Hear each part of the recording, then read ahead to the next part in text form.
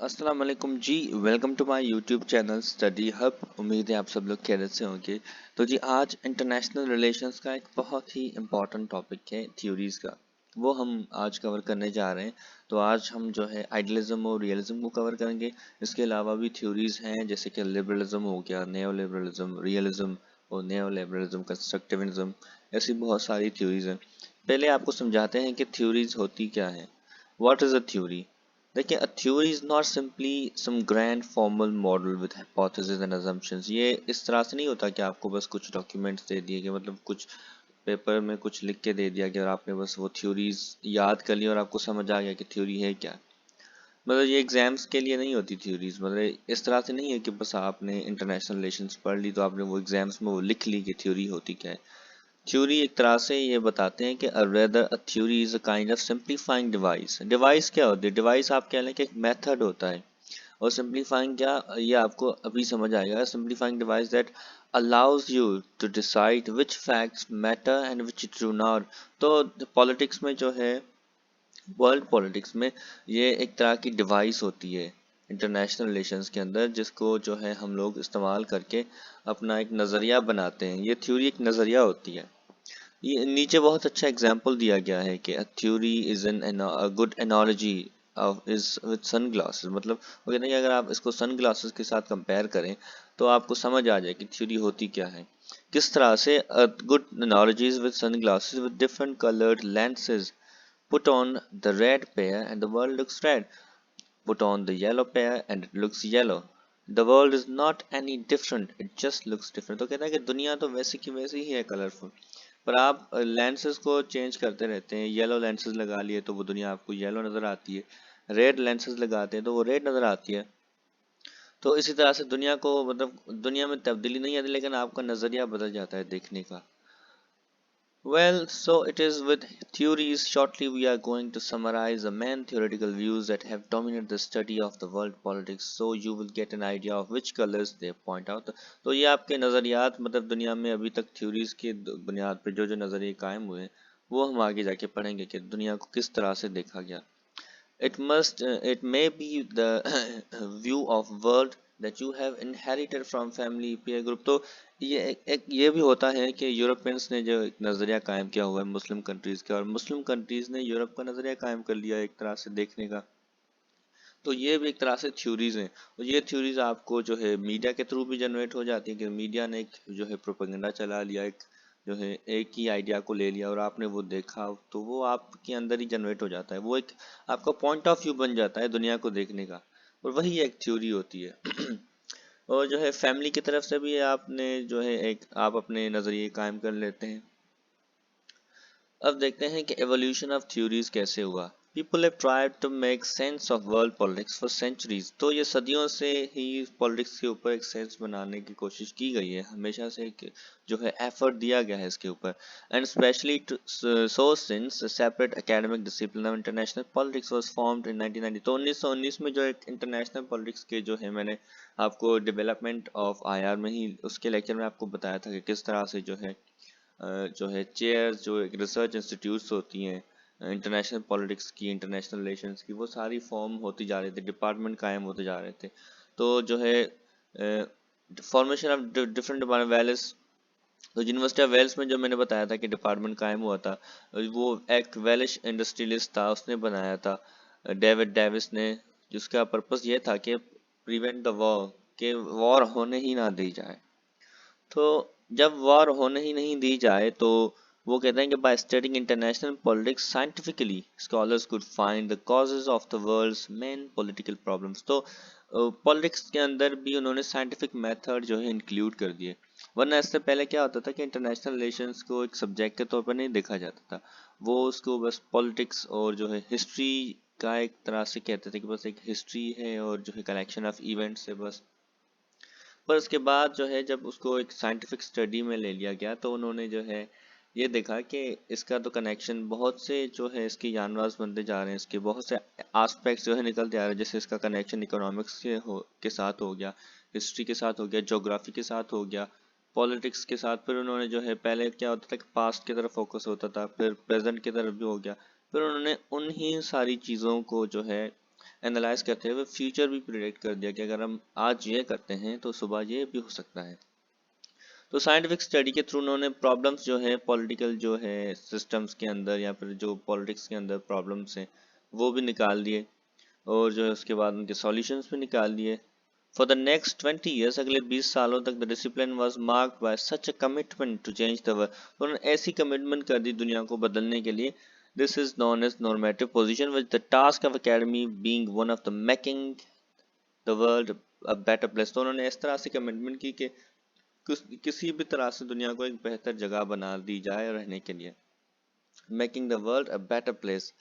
तो उसके जो लोग थे जो इस चीज़ को जो है प्रोपेगेट करते थे या प्रायोरिटाइज करते थे, वो कहलाते थे आइडियलिस्ट। तो ये थ्योरी एक जनरेट हो गई, idealism.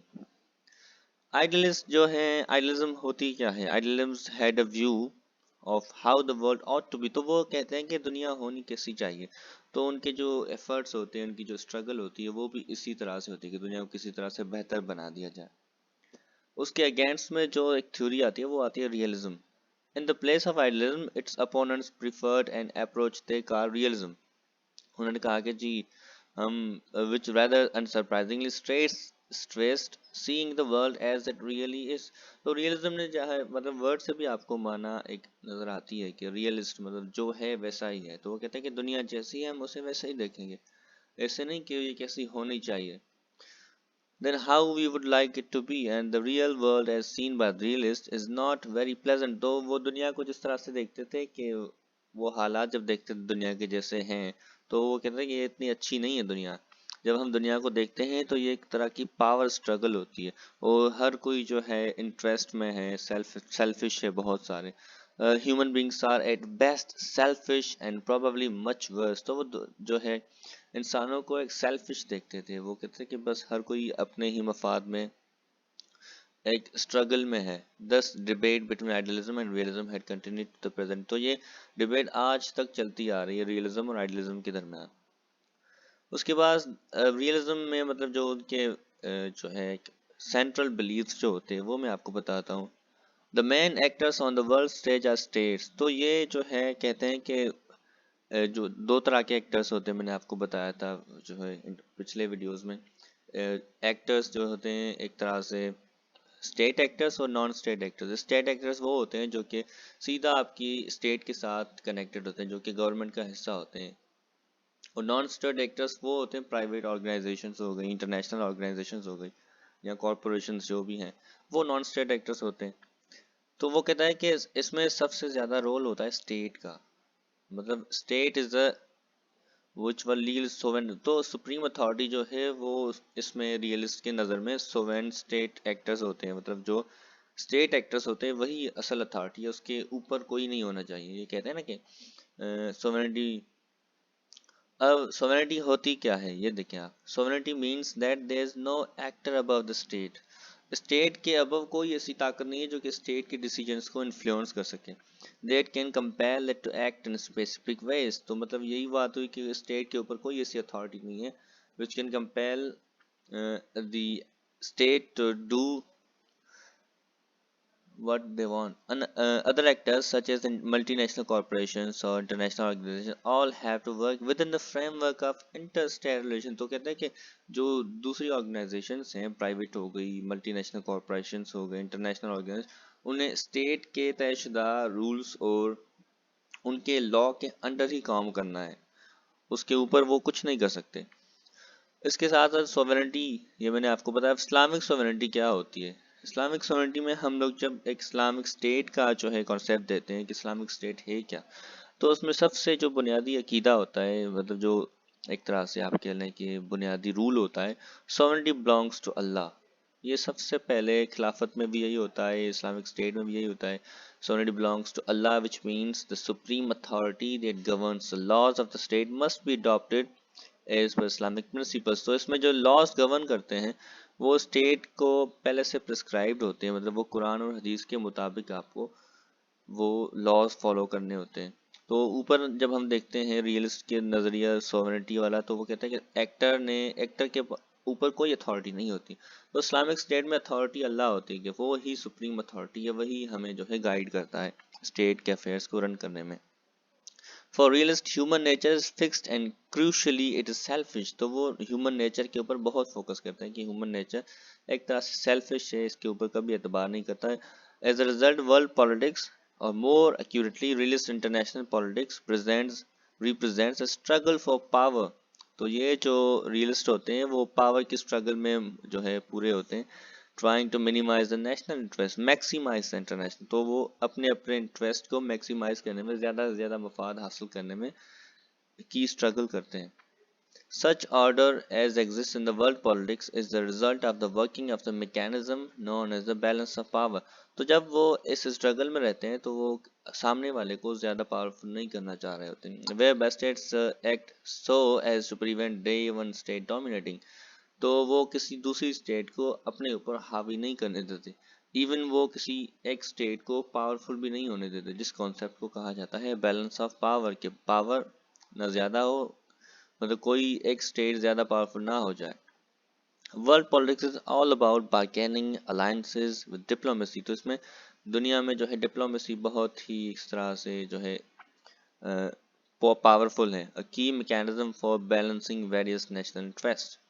The most important tool available for implementing states foreign policies is military force. तो वो कहते हैं कि इसमें सबसे ज़्यादा जो पावरफुल टूल है एक स्टेट के पास वो उसकी मिलिट्री है अल्टीमेटली, ताकि वो मतलब अगर वो अपनी फॉरेन पॉलिसी को इम्प्लीमेंट करवाना चाहता है, मतलब वो अपना एक रोब दबदबा रखना चाहता है, उसकी पावर जो है मिलिट्री में होती है. Ultimately since there is no sovereign body above the states. तो जैसा कि इस रियलिस्ट की स्टेट में कोई ऐसी ताकत नहीं जो उनके रूल्स को गवर्न करे that make up the international political system. World politics is a self help system. तो इसमें आपने खुद ही अपनी मदद आप काम करना होता है कि अपनी जो है अपना एक मयार बनाए, अपनी एक जो है पावरफुल मिलिट्री बनाए, तभी आपकी बात मानी जाएगी. In which states must rely on their own military resources to achieve their ends. तो ये आज का जो है प्रेजेंटेशन थी. Thank you so much. इंशाल्लाह आप मिलते हैं नेक्स्ट वीडियो में. अल्लाह हाफिज़.